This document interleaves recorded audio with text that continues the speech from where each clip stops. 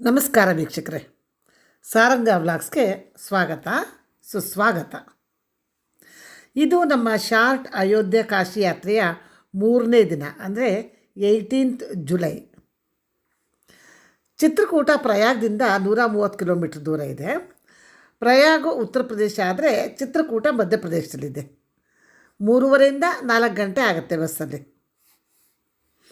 ನಾವು ಪ್ರಯಾಗದಲ್ಲಿ ಬ್ರೇಕ್ಫಾಸ್ಟ್ ಮುಗಿಸಿ 9ಕ್ಕೆ ಹೊರಟು ಅಲ್ಲಿ ಕೆಲವು ಪ್ಲೇಸಸ್ ನೋಡಿಕೊಂಡು ಚಿತ್ರಕೂಟಕ್ಕೆ ಬರ್ತಾಯಿದ್ದೀವಿ. ಚಿತ್ರಕೂಟದ ರೆಸ್ಟೋರೆಂಟ್ ತಲುಪೋದ್ರಲ್ಲಿ ಸೀನ್ರಿ ನೋಡಿ ನನಗಂತೂ ಸಖತ್ ಖುಷಿ ಆಗ್ತಿದೆ.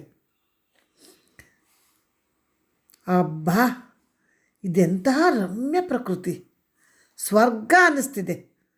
ನಾವು ಮಲೆನಾಡಿನವರೇ ಆದರೂ ಇಲ್ಲಿನ ಅರಣ್ಯದ ಸೊಬಗನ್ನು ವರ್ಣಿಸೋಕೆ ಪದಗಳೇ ಇಲ್ಲ. ಫ್ರೆಂಡ್ಸ್, ಈ ಕಲಿಯುಗದಲ್ಲೇ ಇಷ್ಟು ಅದ್ಭುತವಾಗಿದೆ ಅಂದರೆ ತ್ರೇತಾಯುಗದಲ್ಲಿ ಹೇಗಿದ್ದಿರಬಹುದು ಅಲ್ವಾ? ಅಂತೂ ಮಧ್ಯಾಹ್ನ 1ಕ್ಕೆ ರೆಸ್ಟೋರೆಂಟಿಗೆ ಬಂದ್ವಿ. ನಾವು ಕಲ್ಪತರು ಮತ್ತು ಪಾರ್ಥ 2 ರೆಸ್ಟೋರೆಂಟಲ್ಲಿ ಸ್ಟೇ ಆಗಿದ್ವಿ. 2 ತುಂಬ ಚೆನ್ನಾಗಿದೆ. ಊಟ ರೆಡಿ ಆಯಿತು. ಇನ್ನೇನು ಊಟ ಮಾಡಿಕೊಂಡು ನಾವು ಸೈಟ್ ಸೀಯಿಂಗಿಗೆ ಹೋಗಬೇಕು.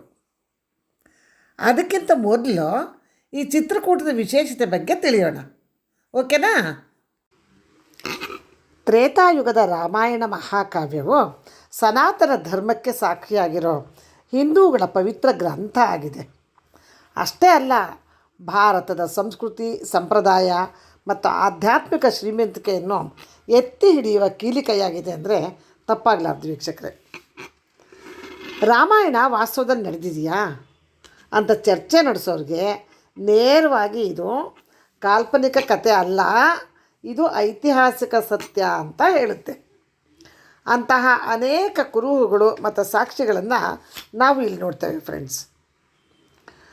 ಪ್ರಭು ಶ್ರೀ ರಾಮಚಂದ್ರರು ಮರ್ಯಾದಾ ಪುರುಷೋತ್ತಮರಾಗಿ ಭಕ್ತವತ್ಸಲ, ಪ್ರಜಾವತ್ಸಲ, ದಯಾಮಯಿ, ಕರುಣಾಮಯಿಯಾದವರು. ಅಂತಹ ಪ್ರಭು ಶ್ರೀ ರಾಮಚಂದ್ರರು 14 ವರ್ಷದ ವನವಾಸದಲ್ಲಿ 11.5 ವರ್ಷ ಅಂದರೆ ದೀರ್ಘಕಾಲ ಸೀತಾದೇವಿ ಮತ್ತು ಲಕ್ಷ್ಮಣನ ಸಮೇತ ನೆಲೆ ನಿಂತ ಪವಿತ್ರ ಭೂಮಿಯೇ ಚಿತ್ರಕೂಟ. ಚಿತ್ರಕೂಟ ಅಂದರೆ ಅನೇಕ ಅದ್ಭುತಗಳ ಬೆಟ್ಟ ಎಂದರ್ಥ. ಅತ್ರಿ ಮುನಿಗಳು, ಸತಿ ಅನಸೂಯ, ದತ್ತಾತ್ರೇಯರು, ಅಗಸ್ತ್ಯ ಮುನಿಗಳು, ಮಾರ್ಕಾಂಡೇಯರು ಮುಂತಾದ ಋಷಿಗಳು ವಾಸವಿದ್ದ ದಟ್ಟ ಅರಣ್ಯ, ಪುಣ್ಯಭೂಮಿ ಈ ಚಿತ್ರಕೂಟ. ಮಹಾವಿಷ್ಣುವಿನ 6ನೇ ಅವತಾರವಾದ ಪ್ರಭು ಶ್ರೀ ರಾಮಚಂದ್ರರಿಗೆ 14 ವರ್ಷ ವನವಾಸ ಅಂದರೆ ನಂಬಲಾಗದ ಸತ್ಯ ಅಲ್ವೇ ಫ್ರೆಂಡ್ಸ್? ಅದಕ್ಕೆ ಪೌರಾಣಿಕ ಹಿನ್ನೆಲೆ ನೋಡೋಣ. ಕೈಕೇಯಿಯ ಕುಟಿಲ ತಂತ್ರದಿಂದ ಪ್ರಭು ಶ್ರೀ ರಾಮಚಂದ್ರರು ಪತ್ನಿ ಸೀತಾ ಹಾಗೂ ಲಕ್ಷ್ಮಣ ಸಮೇತರಾಗಿ ಕ್ಷಣ ಮಾತ್ರದಲ್ಲಿ ವೈಭವೋಪೇತ ಸೌಕರ್ಯಗಳೆಲ್ಲವನ್ನೂ ತೊರೆದು ನಾರು ಮುಡಿಯನ್ನುಟ್ಟು 14 ವರ್ಷದ ವನವಾಸಕ್ಕೆ ಹೊರಡೋ ಸ್ಥಿತಿ ಬರುತ್ತೆ. ಕೈಕೇಯಿಯ ಸವತಿ ಮಾತ್ಸರ್ಯನೇ ಇದಕ್ಕೆಲ್ಲ ಕಾರಣ ಆಗಿದ್ದರೂ ಪಿತೃವಾಕ್ಯ ಪರಿಪಾಲಕರಾದ ಶ್ರೀರಾಮಚಂದ್ರರು ತಂದೆ ಆಜ್ಞೆಯನ್ನು ಶಿರಸಾವಹಿಸಿ ಪಾಲಿಸಿದರು. ಅಲ್ಲಿ ಬೇಸರದ ಛಾಯೇನೂ ಇರಲಿಲ್ಲ. ಅವರು ಎಂದಿನಂತೆ ಭಾರದ್ವಾಜ ಮುನಿಗಳ ಸಲಹೆ ಪಡೆದರು.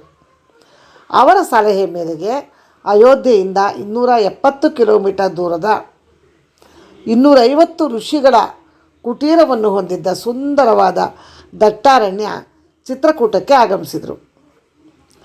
84 ಕಿಲೋಮೀಟರ್ ಸುತ್ತಳತೆಯ ಚಿತ್ರಕೂಟದಲ್ಲಿ ಕುಟೀರ ನಿರ್ಮಿಸಿಕೊಂಡು ವನವಾಸ ಆರಂಭಿಸ್ತಾರೆ. ತ್ರೇತಾಯುಗದಲ್ಲಿ ಪರ್ವತಗಳು ಮಾತಾಡ್ತಿದ್ವು. ಹಾಗಾಗಿ ಶ್ರೀರಾಮಚಂದ್ರರ ದರ್ಶನದಿಂದ ಪುನೀತನಾದೆ ಅಂತ ಪರ್ವತರಾಜ ಪ್ರತಿದಿನ ಹರ್ಷಿಸ್ತಾ ಇದ್ದಂತೆ. ದಿಢೀರನೇ ದಶರಥ ರಾಜ ಮರಣ ಹೊಂದಿದಾಗ ಭರತ ಮತ್ತು ಅರಮನೆಯವರು ಎಲ್ಲರೂ ರಾಮನನ್ನು ಮನವೊಲಿಸಿ ರಾಜ್ಯಕ್ಕೆ ಕರೆದೊಯ್ಯೋದಕ್ಕೆ ಬಂದದ್ದು ಇದೇ ಚಿತ್ರಕೂಟದಲ್ಲಿ. ಆದರೆ ಶ್ರೀರಾಮಚಂದ್ರರು ಎಲ್ಲರೊಂದಿಗೆ ತಂದೆಯ ಶ್ರಾದ್ದ ಕಾರ್ಯಗಳನ್ನು ಮಾಡಿದರು ಮತ್ತು ಭರತನ ಬೇಡಿಕೆಯನ್ನು ಪ್ರೀತಿಯಿಂದ ನಿರಾಕರಿಸಿದರು. ಆಗ ಭರತ ರಾಮನ ಪಾದುಕೆಗಳನ್ನು ಪಡೆದು ಅವನ್ನೇ ಸಿಂಹಾಸನದ ಮೇಲಿಟ್ಟು ರಾಜ್ಯಭಾರ ನಡೆಸ್ದ. ಇಲ್ಲಿ 11.5 ವರ್ಷ ವನವಾಸದಲ್ಲಿ ಋಷಿಮುನಿಗಳಿಗೆ ರಕ್ಷಣೆ ಮಾಡ್ತಾ ಅವರ ಆರಾಧ್ಯ ದೈವ ಆಗಿದ್ದರು. ಹಾಗಾಗಿ ಇದು ವೈಷ್ಣವ ಧರ್ಮೀಯರಿಗೆ ಅತ್ಯಂತ ಪ್ರಮುಖ ಯಾತ್ರಾ ಸ್ಥಳವಾಗಿದೆ. ನಾವೀಗ ಮಂದಾಕಿನಿ ನದಿಯ ಪ್ರಮುಖವಾದ ರಾಮ್ಘಾಟ್ನಲ್ಲಿದ್ದೀವಿ. ಪ್ರಶಾಂತವಾದ ಮಂದಾಕಿನಿ ನದಿ ದೋಣಿ ವಿಹಾರಕ್ಕೆ ಹೇಳಿ ಮಾಡಿಸ್ದಾಗಿದೆ. ಇದು ಶ್ರೀರಾಮ ಸ್ನಾನ ಮಾಡ್ತಾಯಿದ್ದ ಜಾಗ. ಇಲ್ಲಿ ವಿಶೇಷ ಅಂದರೆ ವಿದ್ಯುತ್ ದೀಪಾಲಂಕೃತ ದೋಣಿಗಳು ಮದುಮಕ್ಕಳ ಹಾಗೆ ಸಿಂಗಾರಗೊಂಡು ಪ್ರವಾಸಿಗರನ್ನು ವಿಹಾರಕ್ಕೆ ಕರೆದೊಯ್ಯೋದಕ್ಕೆ ಕಾಯ್ತಿವೆ.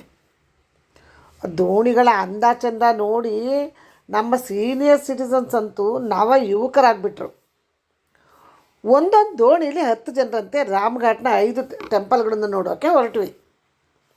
ಇಲ್ಲಿ ಇನ್ನೊಂದು ವಿಶೇಷ ಏನು ಗೊತ್ತಾ ಫ್ರೆಂಡ್ಸ್, ನಾವೀಗ ದೋಣಿಲಿರೋದು ಮಧ್ಯಪ್ರದೇಶ, ಬಲಭಾಗದ್ದು ಉತ್ತರ ಪ್ರದೇಶ. ನಿಮಗೆ ತುಳಸಿದಾಸರ ಕಥೆ ಗೊತ್ತಾ ಫ್ರೆಂಡ್ಸ್? ಹೇಳ್ತೀನಿ. ಮಧ್ಯಪ್ರದೇಶದಲ್ಲಿ ಅಂದರೆ ನದಿ ಎಡಭಾಗದಲ್ಲಿ ತುಳಸಿದಾಸರ ಮನೆ ಇದ್ದಿದ್ದು, ಹೆಂಡತಿ ಮನೆ ಬಲಭಾಗದಲ್ಲಿ ಉತ್ತರ ಪ್ರದೇಶ. ಅವರು ನದಿ ದಾಟಿ ಹೋಗಬೇಕಿತ್ತು ಹೆಂಡತಿ ನೋಡಬೇಕು ಅಂದರೆ. ಹೆಂಡತಿ ಮೇಲೆ ತುಂಬ ಮೋಹ ಇತ್ತು. ಒಮ್ಮೆ ಹೆಂಡತಿ ನೆನೆಸ್ಕೊಂಡು ನದಿ ದಾಟಬೇಕಿತ್ತು. ಅಲ್ಲಿ ಬಂದ ಡೆಡ್ ಬಾಡಿನ ವುಡನ್ ಪೀಸ್ ಅಂದ್ಕೊಂಡು ಅದರ ಮೇಲೆ ನದಿ ದಾಟ್ತಾರೆ. ಅಲ್ಲಿ ಹೆಂಡತಿ ಮನೆಯಿಂದ ಕೆಳಗೆ ಒಂದು ಹಾವು ನೇತಾಡ್ತಿರುತ್ತೆ. ಅದನ್ನು ಹಗ್ಗ ಅಂದ್ಕೊಂಡು ಅದನ್ನೇ ಹಿಡ್ಕೊಂಡು ಹೆಂಡತಿ ಬಳಿ ಬರ್ತಾರೆ. ಆಗ ಹೆಂಡತಿ ಹೇಳ್ತಾಳೆ, ನನ್ನ ಮೇಲಿರೋ ಪ್ರೀತಿನ ರಾಮನ ಮೇಲಿಟ್ಟರೆ ನಿಮಗೆ ಖಂಡಿತ ರಾಮ ಪ್ರತ್ಯಕ್ಷ ಆಗ್ತಾನೆ ಅಂತ. ಅಂದಿನಿಂದ 21 ವರ್ಷ ಸತತವಾಗಿ ಗಂಧ ತೆಗಿತಿರ್ತಾರೆ. ರಾಮ ಪ್ರತಿದಿನ ಗಂಧ ಇಟ್ಕೋತಿರ್ತಾನೆ. ಒಂದು ದಿನ ಬಾಲಕನ ರೂಪದಲ್ಲಿ ದರ್ಶನ ಇತ್ತ. ಇದೇ ಘಾಟ್ನಲ್ಲಿ ತುಳಸಿದಾಸರು ರಾಮಚರಿತ ಮಾನಸ ಬರೆದಿರೋದು. ಮಂದಾಕಿನಿ ನದಿಗೆ ಸಂಜೆ ಆರತಿ ಇರುತ್ತೆ, ನೋಡೋಕ್ಕೆ ನಮ್ಗೆ ಟೈಮ್ ಇರಲಿಲ್ಲ. ಈಗ ರಾಮ್ಘಾಟ್ನಲ್ಲಿರೋ ಮುಖ್ಯವಾದ 5 ದೇವಾಲಯಗಳ ಬಗ್ಗೆ ನೋಡೋಣ. ಅವು ಯಾವುವು ಅಂದರೆ, ಮತ್ತ ಗಜೇಂದ್ರನಾಥ ಟೆಂಪಲ್, ಇದು ಶಿವ ದೇವಾಲಯ. ಇಲ್ಲಿ ರಾಮ ಯಾವಾಗಲೂ ರುದ್ರಾಭಿಷೇಕ ಮಾಡ್ತಾಯಿದ್ರು ಅಂತ ಹೇಳ್ತಾರೆ. ಎರಡನೇದು ಭರತ್ ದೇವಾಲಯ, ರಾಮನ ತಮ್ಮ ಭರತನ ನೆನಪಿಗಾಗಿ ಕಟ್ಟಿರ್ತಕ್ಕಂಥದ್ದು. ಮೂರನೇದು ತೋಟ ಮುಕ್ತಿ ಹನುಮಾನ್ ಟೆಂಪಲ್ಲು, ತುಳಸಿದಾಸರಿಗೆ ಸಂಬಂಧಪಟ್ಟದ್ದು. ಬೃಹತ್ ಹನುಮಾನ್ ದರ್ಶನ ಈ ಸ್ಥಳದಲ್ಲಿ ತುಳಸಿದಾಸರಿಗೆ ಆಗಿದೆ. ನಾಲ್ಕನೇದು ಪರ್ಣಕುಟೀರ ಮತ್ತು ಯಜ್ಞವೇದಿ. ಇಲ್ಲಿ ಶ್ರೀರಾಮ ಸಕಲ ವೈಭವೋಪೇತ ಜೀವನವನ್ನು ತ್ಯಜಿಸಿ ವನವಾಸಕ್ಕೆ ಸಿದ್ಧವಾಗಿರೋ ಒಂದು ನೆನಪು ಕಂಡುಬರುತ್ತೆ. ಐದನೇದು ಸತಿ ಅನಸೂಯ ಮಂದಿರ. ಇಲ್ಲಿ ಸೀತಾಮಾತೆಗೆ ಅನಸೂಯ ಅವರಿಂದ ಆಶೀರ್ವಚನ ಆಗ್ತಾ ಇರೋದನ್ನು ನೋಡ್ತೀವಿ. ಎಲ್ಲೂ ಫೋಟೋಸ್ ಅಲೋ ಇರಲ್ಲ, ಹಾಗಾಗಿ ಸಾಧ್ಯವಿದ್ದಷ್ಟು ತೋರಿಸ್ತೀನಿ ವೀಕ್ಷಕರೇ. ಈಗ ನಮ್ಮ ಪಯಣ ರೋಪ್ ವೇನಲ್ಲಿ ಹನುಮಾನ್ ಧಾರಕ್ಕೆ. ರೋಡ್ ಮೇಲೆ ಹೋಗೋದಕ್ಕೂ ಪ್ರಾವಿಷನ್ ಇದೆ, ರೋಪ್ ವೇ ಬೇಗ ಆಗುತ್ತೆ, ಹಾಗಾಗಿ ನಾವು ಇದನ್ನು ಆಪ್ಟ್ ಮಾಡ್ಕೊಂಡ್ವಿ. ರೋಪ್ ವೇಗೆ ಒಬ್ಬರಿಗೆ 170 ರೂಪಾಯಿ ಟಿಕೆಟ್, ಕಿಡ್ಸ್ಗೆ 130 ರೂಪಾಯಿ.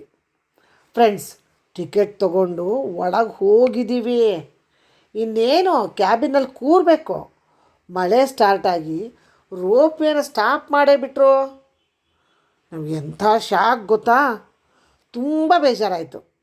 ನನಗಂತೂ ಟ್ರಾವೆಲ್ ಅಂದರೆ ಊಟ ತಿಂಡಿ ಮಿಸ್ ಆದರೆ ಖಂಡಿತ ಬೇಸರ ಆಗಲ್ಲ, ಲೋಕಲ್ ಸ್ಪಾಟ್ಸ್ ಮಿಸ್ ಆದರೆ ತುಂಬ ಕಷ್ಟ ಆಗುತ್ತೆ. ಎಲ್ಲರೂ ರಾಮನ್ನ ಪ್ರೇ ಮಾಡಿದ್ವಿ. ಥ್ಯಾಂಕ್ ಗಾಡ್ ಮಳೆ ಕಡಿಮೆಯಾಗಿ ರೋಪ್ ವೇ ಸ್ಟಾರ್ಟ್ ಆಯಿತು. ಹೋಗೋದಂತೂ ಖಾತ್ರಿ ಆಯಿತು, ರಿಟರ್ನ್ ಗೊತ್ತಿಲ್ಲ, ಅಂತೂ ಹೋದ್ವಿ. ಎಲ್ಲ ನೋಡಬೇಕು ಅಂದರೆ 350ರಿಂದ 400 ಸ್ಟೆಪ್ಸ್ ಹತ್ತಲೇಬೇಕು. ಅಂತೂ ನಾನು ನೋಡಬೇಕು ಅಂತಿದ್ದ ಹನುಮಾನ್ ಧಾರ ನೋಡೇ ಬಿಟ್ವಿ. ಖುಷಿಯಾಗ್ಬಿಡ್ತು. ಈ ಹನುಮಾನ್ ಧಾರ ವಿಶೇಷ ಏನು ಅಂದರೆ, ಲಂಕೆನ ಗೆದ್ದು ಬಂದ ಮೇಲೆ ಹನುಮನ ಬಾಲ ಇನ್ನೂ ತಣ್ಣಗಾಗಿರಲಿಲ್ವಂತೆ. ಆಗ ಶ್ರೀರಾಮ ಬಾಣ ಬಿಟ್ಟು ಹನುಮಾನ್ ಧಾರ ತರಿಸ್ತಾನೆ, ಅದರಲ್ಲಿ ಹನುಮನ್ ಬಾಲ ತಣ್ಣಗಾಗುತ್ತೆ ಅಂತ ಹೇಳ್ತಾರೆ. ಇಲ್ಲಿ ನೀರಲ್ಲಿ ಸ್ನಾನ ಮಾಡಿದರೆ ಏನೇ ಪಾಪ ಇದ್ದರೂ ನಾಶ ಆಗುತ್ತಂತೆ. ಇಲ್ಲಿಂದ ಸೀತಾ ರಸೋಯಿಗೆ ಹೋಗೋಕ್ಕೆ 300 ಸ್ಟೆಪ್ಸ್ ಹತ್ತಬೇಕು, ಅದು ತುಂಬ ಕಡ್ದಾಗಿದೆ, ಕಷ್ಟನೇ ಹತ್ತೋದಕ್ಕೆ. ಮಳೆ ಬೇರೆ ಸ್ಟಾರ್ಟ್ ಆಯಿತು, ಅಂದರೂ ನಾವು ಬಿಡಲಿಲ್ಲ. ನೆನ್ಕೊಳ್ತಾನೆ ರಾಮ ರಾಮ ರಾಮ ರಾಮ ಅಂದ್ಕೊಂಡು ಸ್ಟೆಪ್ಸ್ ಹತ್ಕೊಂಡು ಸೀತಾಕಿ ರಸೋಯಿ ನೋಡಿ ಅಲ್ಲಿ ಬೋಂಡ ತಿಂದು ಟೀ ಕುಡಿದು ಫುಲ್ ನೆಂದು ನಮ್ಮ ಬಸ್ ಹತ್ತಿದ್ವಿ. ಒಟ್ಟಿನಲ್ಲಿ ಸ್ಪಾಟ್ ಮಿಸ್ ಆಗಲಿಲ್ಲ. ಅದೇ ಖುಷಿ. ಏನಂತೀರಿ ಫ್ರೆಂಡ್ಸ್?